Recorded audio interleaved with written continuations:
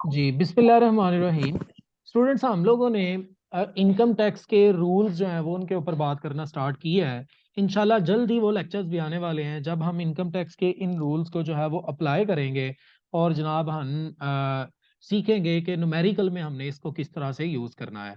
लेकिन उस वक्त मैं आपसे पूछूंगा जब क्वेश्चन के अंदर आएगा कि जनाब बताएं ज़रा मेडिकल अलाउंस उसने दिया तो अब इसका क्या करें। तो रूल्स उसी को आएंगे जिसने रोजाना की बुनियाद पर रूल्स को याद किया होगा, चाहे याद भी है तो फिर भी उसके रिवाइज किया होगा डेली के डेली।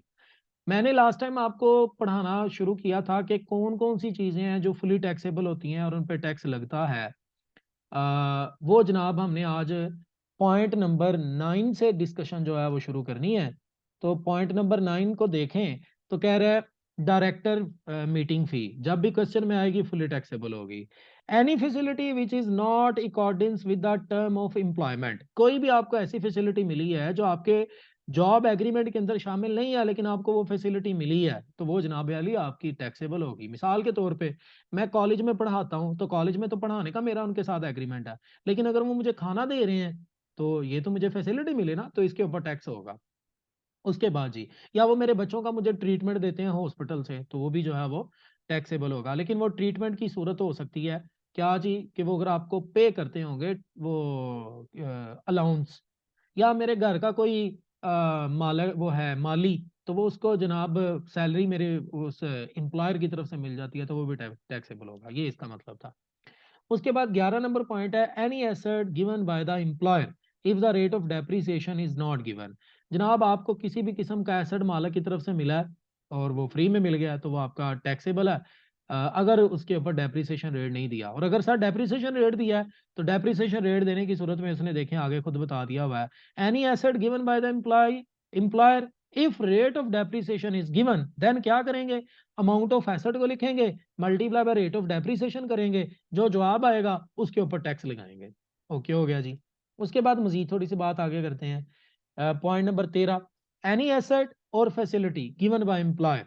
ठीक है जी, उसमें से लेस क्या करेंगे, लेस करेंगे amount paid by employee against such asset.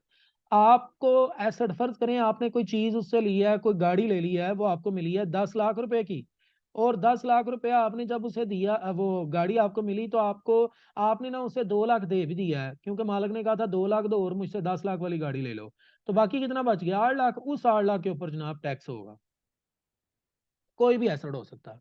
उसके बाद एनी अदर अलाउंस पे और बेनिफिट लाइक, और इसके अलावा कोई भी अलाउंस, क्या क्या, project allowance, orderly allowance, ad hoc relief allowance, special relief allowance, senior post allowance, big city allowance, reward for passing departmental examination, qualification पे, एम फिल पीएचडी अलाउंस, किसी किस्म का आपको जनाब कोई भी अलाउंस मिल रहा है तो वो आपका टैक्सेबल होगा। मजीद कौन कौन सी चीजें हैं जी जो टैक्सेबल होंगी, उन पे भी जरा जो है वो बात करते हैं। नहीं जी, रिसर्च अलाउंस, इसके अलावा performance award, efficiency honorarium, special pay, interest, internet usage bill, या किसी और नाम से कैसे, internet usage bill reimburse for personal use, दफ्तर के यूज के लिए तो फिर नहीं, पर्सनल यूज है तो वो आपके लिए टैक्सेबल है।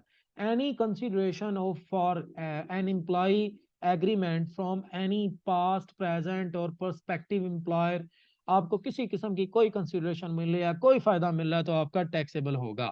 उसके बाद उसने बताया कि कुछ चीजें ऐसी हैं जो टोटली एग्जेम्प्ट हैं, उनके ऊपर कोई ट्रीटमेंट नहीं होगी। तो इसका मतलब कल जो आने वाला लेक्चर है ना वो जनाब हमारा इनकम फ्रॉम सैलरी के रूल्स को अप्लाई करके न्यूमेरिकल सीखने वाला लेक्चर होगा, लिहाजा कल भी आप हमारे साथ रहिएगा।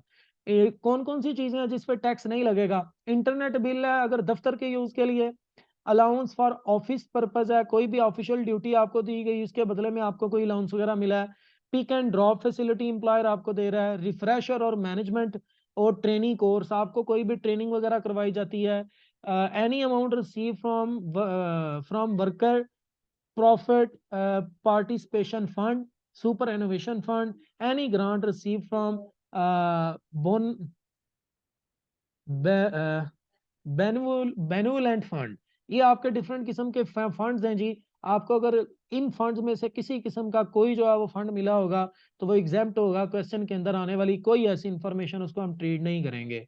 उसके बाद है जी परक्विजिट्स और facilities receive from employer which is also the nature of employers business. मिसाल के तौर पे मैं जनाब उसमें हॉस्पिटल में काम करता हूँ, मेरे बच्चों को जो है वो फ्री मेडिकल फैसिलिटीज मिलती हैं, वो एग्जाम्प्ट है।